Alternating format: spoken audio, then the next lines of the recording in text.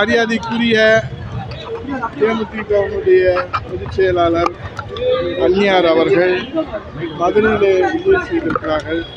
ஒரு மாதத்திற்கு முன்பாக அவர்கள் பெற்றெடுத்த தாயார் அவர்கள் இயற்கை எழுதினார்கள்.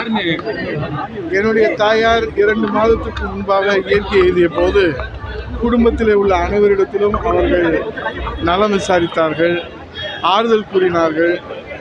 அதே நிலையிலே அவர்களை நேரில் சந்தித்து அவருடைய தாயார் மறைவு குறித்தும் அவர்கள் இயற்கை எழுதுவது குறித்தும் அந்நியாரிடத்தில் நாங்கள் நேரிலே கேட்க முடியவில்லை. அனைத்து இந்திய அண்ணா திராவிட முன்னேற்ற கழகத்தின் சார்பிலே பொதுச் செயலாளர் வருங்கால முதலமைச்சர் புரட்சித் தலைவர் எடப்பாடியார் அவர்கள் நேரிலே சென்று அந்நியாருடைய தாயாருக்கு அஞ்சலி செலுத்தினார்கள். அதே போல எங்கள் வீட்டுக்கு அருகாமையில் இருக்கக்கூடிய அந்நியார் அவர்களுடைய கேப்டன் அவர்களுடைய உடன் பிறந்த சகோதரி அவர்களும் 1 மாதத்திற்கு முன்பாக இயற்கை எழுதிவிட்டார்கள். இந்த 2 துக்க நிகழ்வுகளிலும் அவரிடத்தில் ஆறுதல் கூறுவதற்கு இங்கே அவர்களை சந்திக்கக்கூடிய ஒரு வாய்ப்பு ஏற்பட்டது.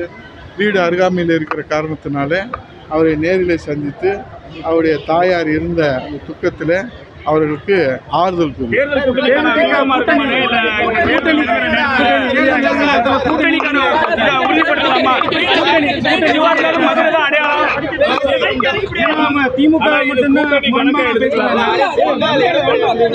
எதுவாக இருந்தாலும் மதுரையில இருந்து ஆரம்பிப்பாங்க. அந்த வகையில் இந்த தேர்தல் கூட்டணிக்கான அடையாளமா பார்க்கலாமா? எந்த விதமான முடிவாக இருந்தாலும் பொதுச் செயலாளர் புரட்சித் தலைவர் எடப்பாடியார் அவர்கள் எடுக்கிறது. அது குறித்து நான் எதுவும் பேசவில்லை. ஏன்னா உங்களுக்கு மத்தியில தான் கூட்டணிக்கு பிள்ளையார் சொல்லி மனிதாபிமான அடிப்படையில் அவங்களுக்கு அவங்க தாயார் இருந்தவர்களுக்கு நேரில் அவர்களுக்கு ஆறுதல்.